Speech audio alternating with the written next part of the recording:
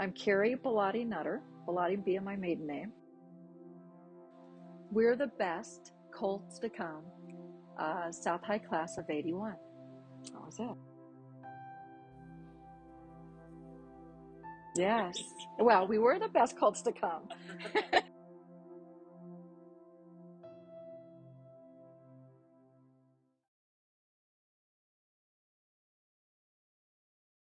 Um, the class we had were so great, and everybody got along super well. So I have so many just daily, day to day remembrances of seeing people in the hallways. But I always felt really supported. I was part of the women's basketball team, and my sophomore year we took state. And that was the highlight. That was just over the top, phenomenal. The support we got from all the other students. We played our games at Roncalli because it was a bigger gym, and we had fans. I go to my kids' games, and they don't seem to get the same fan support that we had. So I would say playing basketball here, they were always good. We were always well coached, and our fan base, we always had such great support from our peers that it was really special. Um, I guess I just always tried to represent South High and Pueblo, whether I was in college or moving around the country, working at different places with excellence. I think it was always drilled into us that we should do our best in everything that we tried. And I was always proud to say I graduated with South.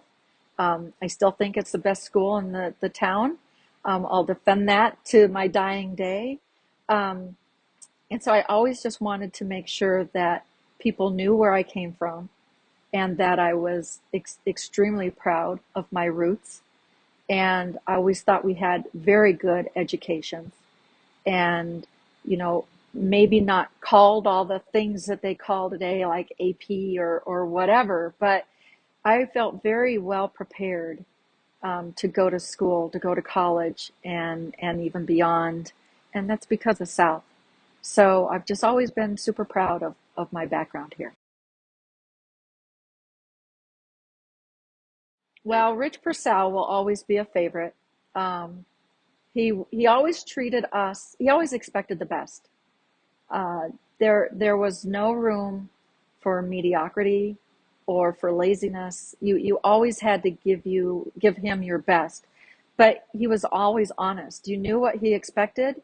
He treated you fairly, and with respect. And I think that taught us how to work hard and how to set goals and how to work until you accomplished them, and that there were no excuses not to accomplish them. But teachers like Mr. Rakota, who I had for calculus, Mr. Fate for physics, they were the same. There were no excuses. This is what was expected. These were the rules. If you do what's expected of you, you'll succeed. And I think that set me up for working and for, you know, getting through college and for my life. So those were probably the top three, I would say. Well, in addition to playing basketball, I think there were a couple things that counselors and teachers got me into that really helped. I was, selected or encouraged to go to an engineering camp at CU Boulder the summer after my junior year. And I think that camp kind of changed my life. It really, I was always good in science and math, but that camp opened some doors of possible careers. And we were introduced to different disciplines of engineering, so electrical and mechanical and civil, and and that made me feel like, oh, math and science is a direction that I could go after school. And I think that one thing was really instrumental in leading me into a career choice.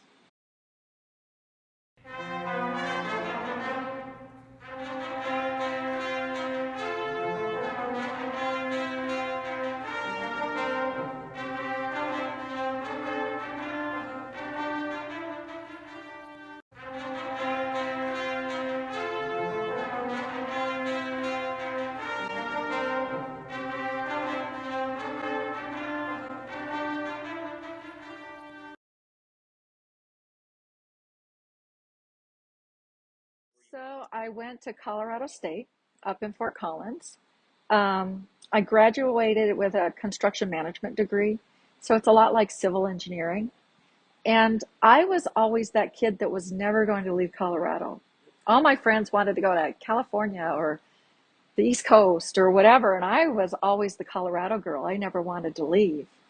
Um, but again, I had opportunities that I think one thing South taught me was to say yes. You know, if you're asked to do something or to try something, don't just say no because you're afraid, but say yes and give something a shot. And I had a chance to work for a large international engineering and construction firm, and I was counseled to say yes and to try it and to do it for 5 years, and I could always come home. Well, I said yes, and then I moved around the country for 16 years before settling into Chicago. And it led me to a very good career and a lot of adventures. So that, I think, again, it was kind of what my teachers and coaches here at South had taught me, not to be afraid to fail and to go ahead and take a chance and try new things. And that's kind of what I did through my career. Yeah, so my first job out of college was on a nuclear power plant down in Arizona, and I was a field engineer. So I ran a group of millwrights and pipe fitters and, oh, I don't know, other unions, and we would go on Unit 3. It was still under construction. So we had to follow the plans and make sure we installed everything correctly. But Unit 1 was going through startup, so it had fuel, so you had to be super, super careful about, how you operated on a nuclear power plant. And then from that one, I went to an operational nuclear power plant. So that's where you had to get outfitted in the all the you talk about protected, protection gear, the PPE today. Well, we had to do that all when we were working, and that was in Iowa, going through, and they had a refueling outage, so they had to refuel it, and you had 3 months to fix whatever needed to be fixed or maintained while they were refueling it. And so that was quite the adventure. And then from Iowa, I went to Ann Arbor, Michigan, and helped to work on a couple fossil plants that needed to have their life extended. And then from Michigan, I switched to transportation. And I went to Boston, and I spent 6 years on the Boston Big Dig, the Central Artery Third Harbor Tunnel job. And that project was probably the biggest job that it impacted more people's lives and continues to do so to this day. So the main highway through town had a traffic jam, 13 hours a day. So instead of being able to go 50, people went 25, and oftentimes slower than that. And we pushed that whole highway. We expanded it. We added capacity, but we pushed it underground. And to build that, it was alongside buildings that had been built in the 17 and 1800s. And so you're working through a very sensitive historical area. And that part of Boston had been filled with junk. It was part of the bay at one time. So engineering wise, it was one of the biggest challenges that I've ever faced. And it was remarkable. We had a great team. It was very, very hard, probably one of the most difficult projects I've ever been on, but also one of the more rewarding, because you can drive through downtown Boston now in 5 minutes. What used to take you 45 minutes now takes you 5. And we did a study shortly after it opened, and within 2 or 3 years, it infused like $5 billion worth of money into that economy. So it greatly impacted and improved the lives of the people that live and work in New England. So not just Boston, but all areas of New England. So that was really remarkable. I really liked that. And then from Boston, I got transferred to San Francisco to work in the company's headquarters. And I had gotten an MBA in Boston, and I was in a position to work for the president of Bechtel Civil, the company. And then I went from there and worked in a group that they had that took their profits and then invested it in public infrastructure. So if a road or an airport or a port needed private dollars, we would make investments. So I got certified with as a stockbroker with the SEC because we floated bonds and made investments, public equity or private equity investments into those projects. So that was a complete different side of the business, which was remarkable. And then from there, I had gotten married and we wanted to come back to Middle America to raise our family. It was either going to be Colorado or Illinois, where my husband's from. And we were able both to get transferred to Chicago. So we've been in Chicago ever since. But we found a community that's very similar to Pueblo, has similar roots and morals. And so we've stayed there and raised our kids there. I started my own business. I had a child with some health issues and I needed more flexibility. So I took everything I had learned on the corporate side and used it to start my own business in project management, program management, project controls of public infrastructure projects. So I work for all the public agencies in the Chicagoland area on, again, some multi-billion-dollar programs. And it's been very rewarding, but it's also given me the flexibility to be a good mom and a good wife and to be there for my kids when I needed to be there. But again, South set me up for that, not settling for anything and believing in yourself and thinking you could do whatever you wanted to try and not being afraid to fail. That all came from South and Pueblo. My roots here, I think, are very responsible for a lot of my success.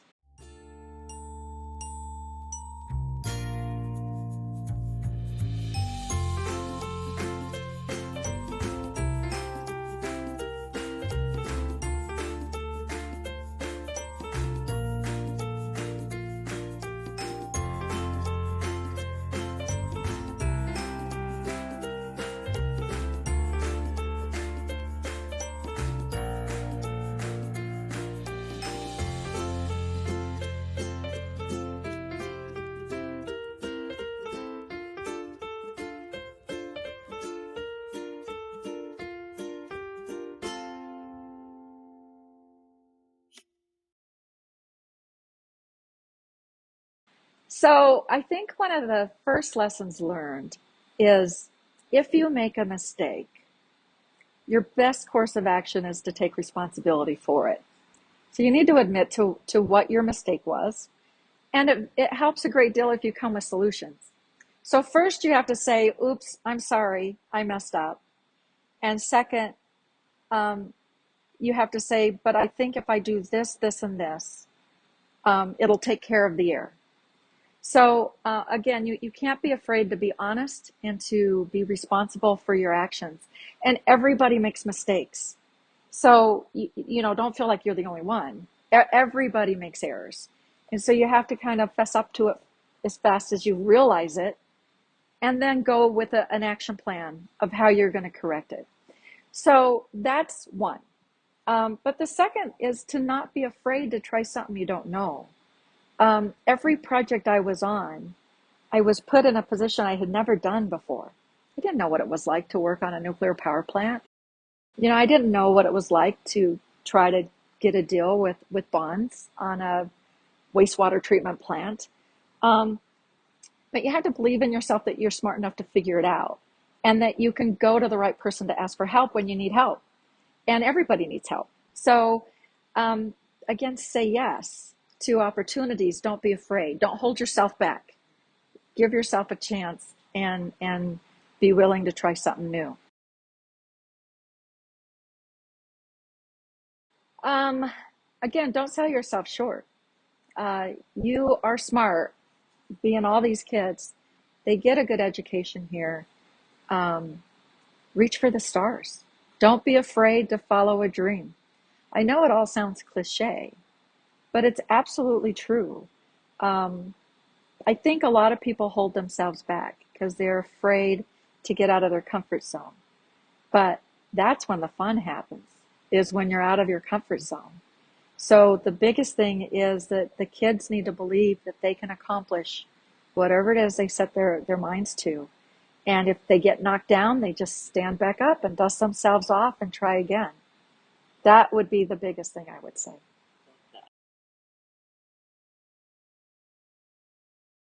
Yeah, so my dad grew up in an orphanage sponsored by Moose Lodge when his dad was killed in a coal mining accident down in Walsenburg. And the Moose Lodge saved the family. Moose Heart gave them high school educations and gave them trade skills, but it instilled a love of learning and confidence to to go on. So all four of the kids went to college and got degrees. They all got master's degrees. So I feel like Mooseheart kind of paid it forward to me because education was instilled in us as being very important. And so I've really tried to focus my charitable contributions and my efforts on helping kids wherever I can.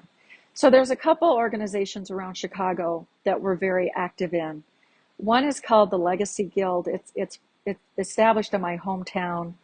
Um, One of our close friends lost a father to cancer young, and there was a group of men that started a foundation called the Legacy Guild.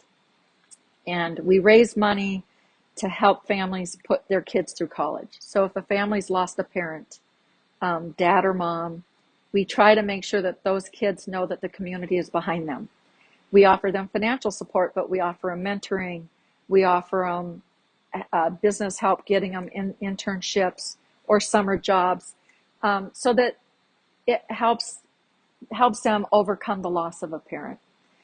There's another organization called SOS, and it's inner city. It's kind of like Boys Town or Mooseheart, where they take inner city kids that don't have parents, and they help them, um, have housing, education, meals, support. So we raise money for them as well. There's another organization called the ACE Mentorship, inner city high school kids that we help them learn how to write a resume. We help get them summer jobs in professional offices, construction or engineering, but banking, law firms, accounting, so that they learn how to work in an office structure because their home environments don't show them that. They don't have that as an example. So we try to help during the summers, teach them how to dress, teach them how to speak, so that they can survive. They can be successful in a business environment, so that they get a leg up, or at least even the playing field a little bit for them. So those are a few of the organizations that my husband and I are very active in. Well, so I think, again, this is a throwback to Rich Purcell, our coach playing basketball. He didn't coach us like girls. He coached us like basketball players. So he didn't treat us differently. We were treated as players. So I guess I was comfortable taking that challenge. So when I went to Colorado State, I think there were six of us girls in my graduating class of maybe 260. Um, but I was used to being with guys. And then, when I went to the nuclear power plant and I was um, running crews of millwrights and pipe fitters, they were all men. And I also knew what it was to be on a team, and that we all work better if we're all on the same team. And the first thing I said to my crew was, I'll keep you out of trouble on the paperwork side if you keep me out of trouble in the field. I'm like, obviously, you know what you're doing because this is your third unit. I'm new. I'm just a college grad. I don't know what this is all about. So if we work together, you guys will get done what you need to get done and you'll look good, and I'll get done what I need to get done, and together we'll do good work. And so we had a good team. So again, a throwback to Rich Purcell, because he taught me what it was like to work on a team. It didn't matter if it was a team of men or a team of women. My MBA, I got out of all girls school, and that was weird for me because I was used to being with men. So that was good, and that taught me that we need to elevate everybody. So if there are young women out there, and we just went down and talked to University of Illinois honor students in engineering, and just tell the kids, you guys need to work with each other, pull each other up. It doesn't need to be competitive. Do your best, you know, find those people that you like to work with, that you trust, that you respect, and make your teams. And you'll do well then once you get into the professional world, because you need to work with teams. It's all about working together.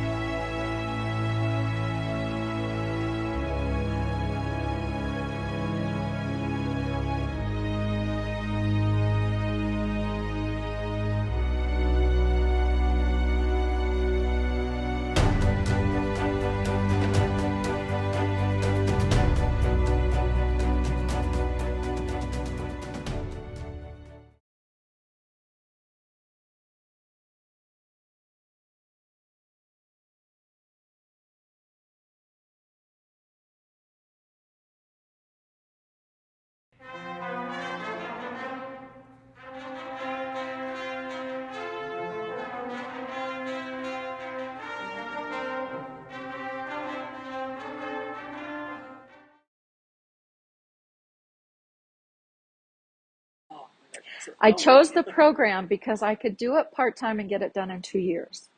But I was also had just become the project engineer of a group of access and egress ramps into Logan International Airport. And so it was, I think construction value was about $360 million of construction. Um, and I was the project engineer to run that section of the job. But I didn't know how long I'd be in Boston because my company moved me around a lot, and I wanted my MBA, so I knew I needed to get it done quickly. Luckily, I wasn't married, I didn't have kids, and I worked during the day. I went to school at night and on the weekends, and that's about all I did for 2 years. I remember when I finished and I graduated. Um, I remember sitting in my condo thinking, I know there should be something I'm supposed to be doing. And then I was like, oh, I guess I don't have school. I have free time. But it felt so weird. It was the oddest feeling. I just felt like I should be doing something productive and not just sitting around drinking coffee. But it was a challenge, but I'm glad I did it. It was rewarding. It's helped me in my career a great deal. So, education helps. It gave me some credibility. I would never have been put in a position at the home office to become a registered stockbroker had I not gotten my MBA. So, it definitely helped my career to make that sacrifice and do it. But 2 years goes by quick. In the big scheme of things, it was fast. I would love to know if there's an opportunity for alumni to get involved in either curriculum or the infrastructure. I mean, I walk around and I look at that parking lot and think that would be a great place for solar, elevated solar panels. And, we could offset the carbon footprint of the school, or, maybe we can plant things with natural grasslands and decrease our water usage. I don't know if there's any opportunity for um, energy or financial investment by alumni towards those things. Because if you got kids involved in designing it, even the business side, going to these companies that make windmills or solar panels and getting them to help develop a curriculum on how do we study this? How do you do this as kind of a AP credit course or part of your physics or science program? I just think it'd be kind of interesting. That'd be so cool. That would be Absolutely. pretty cool. Especially with that just being like our neighborhood, Yeah, right there. absolutely. Yeah. Absolutely. That's so cool. And especially, I mean, they're adding energy stuff throughout the building. They're adding air conditioning They right are. now. Yeah. So your electric usage is going to go up. So let's offset that Yeah. somehow. And you've got a huge parking lot. It's great. And it would kind of shelter cars from the sun Yep. while they're there and generate some electricity. Colorado's got like 360 days out of the year of sunshine. So harness it.